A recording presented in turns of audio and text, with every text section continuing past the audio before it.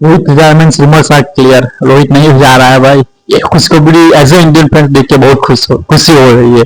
और series decider की बात कर ले क्या, लॉट्स में है। चलिए बात कर लेते हैं।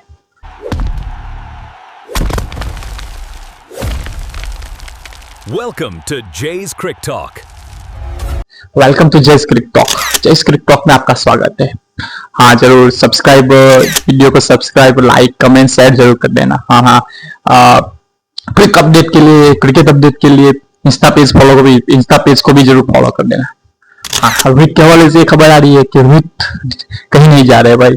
बीसीसीआई सचिव की तरफ से ये कल शाम को ही शायद न्यूज आई थी कि रोहित अभी भी हमारे प्लान में है। 2027 के वर्ल्ड कप में अभी भी हमारे प्लान में है, मतलब कभी वो रिटायर नहीं हो रहे।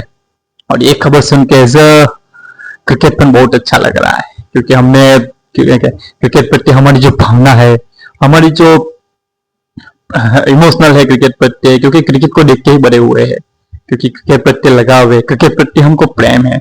और ऐसे दिग्गज जो छोड़ के चले जाते हैं तो दुख तो होता ही है एज अ क्रिकेट फैन। जरूर बड़े बड़े लेजेंड इस क्रिकेट को छोड़ के गए, और टाइम आता है तो वो उसको भी जाना पड़ेगा, चाहे वो विराट हो या रोहित हो। टाइम आएगा तो वो भी जाएंगे, लेकिन अभी क्रिकेट बाकी है उसमें दोनों में। तो अभी थोड़ा टाइम और मजा लेना पड़ेगा क्रिकेट का, देख के विराट और रोहित को। जरूर बड़े बड़े लेजेंड गए, फिर चाहे सचिन तेंदुलकर हो, महेंद्र सिंह धोनी हो, सहवाग हो, हरभजन हो, जय खान हो, यूवी पा हो, बड़े बड़े लेजेंड गए।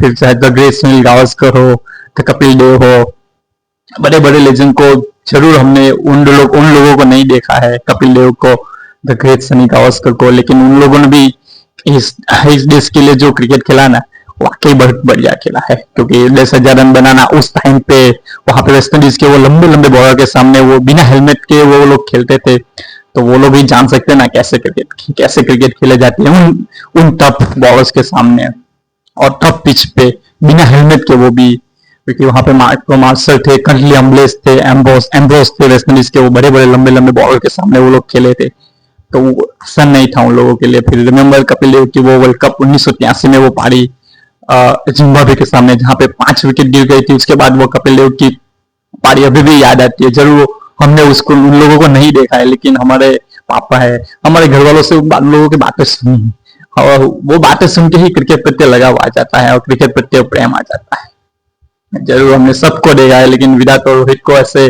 चाहते हुए देखना अभी तो मन भरा नहीं है, लेकिन अभी भी खेल रहा है। और ये बात से और खुशी हो रही है कि रोहित अभी भी रिटायर नहीं हो रहे हैं, रोहित अभी भी खेलेंगे, और वो 2027 के वर्ल्ड कप में प्लान में है बीसीसीआई के। तो ये देखकर अच्छी न्यूज ये सुनकर अच्छा लग रहा है, जरूर अच्छा लग रहा है। और पता है ना कि विराट और रोहित ने जिसको क्या क्या दिया है, जिस हिसाब से दोनों ने खेला है। जरूर भाई रोहित की बात कर लेते, क्योंकि स्पेशलिस्ट बैट्समैन है, व्हाइट बॉल इंडिया ने बेस्ट प्रोड्यूस किया है, opener as best opener white ball, मतलब अच्छी 50 के ओवर से नियरली खेल रहे हैं, और जिस हिसाब से बैटिंग कर रहे हैं उसका एक्सपीरियंस जरूरी है वर्ल्ड कप में। आप ऐसे नहीं जा सकते, क्योंकि साउथ अफ्रीकन कंडीशन है, वहां पे टफ पिच मिलेगी आपको, बाउंस मिलेगा पिच में, वहां पे आपको खेलना आसान नहीं होगा। और वहां पे एक्सपीरियंस बैट्समैन की होना जरूरी है, खासकर विराट और रोहित का, क्योंकि वहां की व्यक्ति में भी पक के आए दोनों, वहां पे भी सीरीज खेल के आए, वहां पे भी 2-3 साल खेल के आए, तो उसका वहां पे कैसा पिच बिहेव करेंगे ना, वो उन लोगों को पता है कैसा खेल रहा है वहां पे, तो उन दोनों का होना जरूरी है। और रोहित के हवाले से जो बातें सुनने को आई है, तो ये पहले ऐसा बोला था, कोच गौतम गंभीर उसको बैक कर रहे थे, क्या जाओ अपना नेचुरल गेम खेलो। फिर ऐसे 2 दिन के बाद न्यूज आ रही है कि सिलेक्टर्स मन बना रहे हैं कि रोहित को भी नहीं रखना है, प्लान में है ही नहीं हमारे। फिर एक और न्यूज आती है कि रोहित तो खेलना चाहते हैं, लेकिन सिलेक्टर्स उन लोग को बोल दिया है कि आप खेलना चाहे जरूर, लेकिन हम आपको सिलेक्ट करेंगे नहीं, आपको ड्रॉप कर देंगे। फिर ऐसा बीसीसीआई के सचिव की तरफ से न्यूज आती है कि रोहित हमारे प्लान में, अभी कोई रिटायरमेंट का प्लान नहीं है। तो ये न्यूज सुन के और अच्छा लगता है। आई होप के रोहित ऐसे ही खेलते रहे और विराट भी ऐसे खेलते रहे, और हमारे जैसे इंडियन फैंस को ये खुशी आप देते रहे कि बेस्ट ऑफ लक रोहित।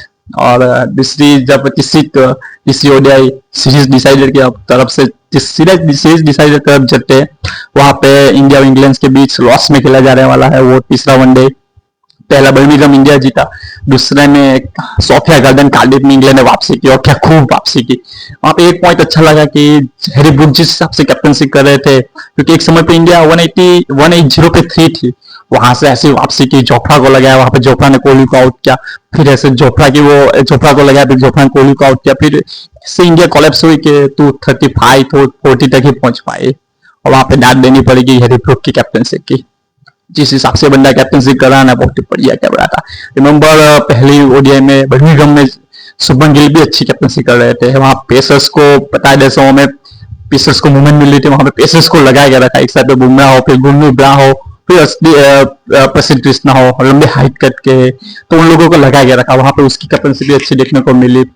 हाँ, और तीसरी ओडीआई में हम इंडिया की तरफ से क्या चेंजेस देख सकते हैं, एक खबर भी आई रही थी कि वॉशिंगटन के हैमस्ट्रिंग में इंजरी है, तो शायद आप उसको ड्रॉप करके एक स्पेशलिस्ट बॉलर ही खिलाना चाहोगे, क्योंकि आप एक्सपेक्ट नहीं कर रहे कि आप एक्सपेक्ट नहीं कर सकते कि आप शिवम दुबे आपकी तरफ से 10 ओवर डाल के देगा आपको, क्योंकि आप स्पेशलिस्ट बैट्समैन के साथ जाएंगे तो शिवम दुबे और अक्षर पटेल दोनों को 10-10 ओवर करनी पड़ेगी, और आप वो एक्सपेक्ट नहीं कर पाएंगे कि आप शिवम दुबे हमारे लिए 10 ओवर कर सके। हाँ, जरूर वो आपको 5-6 ओवर दे देंगे, लेकिन आपको स्पेशलिस्ट बॉलर के साथ ही जाना पड़ेगा, और आपको कुलदीप को लाना पड़ेगा, क्योंकि मिडिल ओवर में बिल्कुल विकेट नहीं मिल रही है भारतीय पेसर्स को।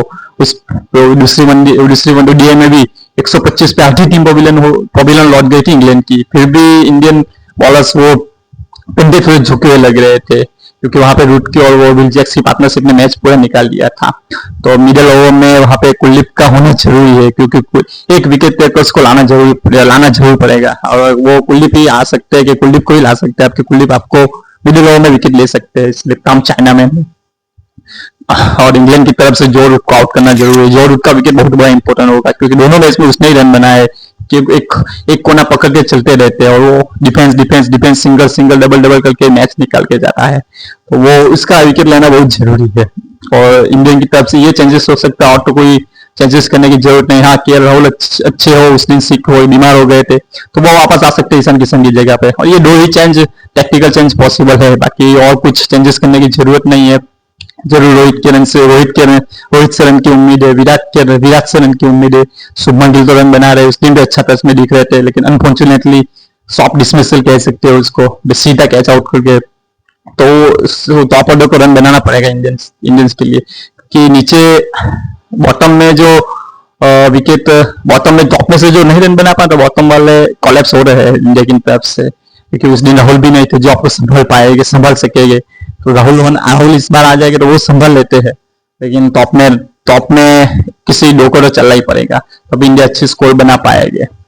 आई होप कि अभी इंडिया ये सीरीज तो जीत पाए, क्योंकि जब से यूके का तौर शुरू हुआ है, फिर आइलैंड हो या इंग्लैंड हो, एक ही मैच जीता है। अब T20 सीरीज भी आ रहे हैं, आइलैंड में सीरीज भी आ रहे हैं, तो ये सीरीज जीत के ये तौर खत्म करना चाहेगी टीम इंडिया। तो आज के लिए इतना ही है। कैसा लगा आपको वीडियो? लाइक कमेंट शेयर जरूर कर देना, और सब्सक्राइब भी जरूर कर देना। Thank you.